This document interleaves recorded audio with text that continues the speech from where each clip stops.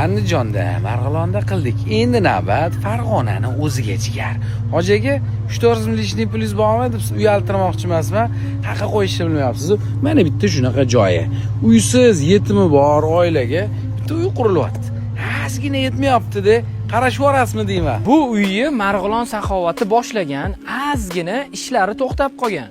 Farg'onada boyvachcha, saxiy insonlarni ko'rdik. Mana sizlarga joyi. Qo'lingizdan kelgancha, Alloh qodir qilgancha yordamni qiling. Erlari olamdan o'tib ketgan, 2 ta farzandlari bor, o'zlari kunli ishda ishlab tirikchilik qiladilar. Bu xonadonimizga atapleni qo'yishimiz kerak, romli qo'yishimiz kerak, yana juda ham ko'p ishlar bor.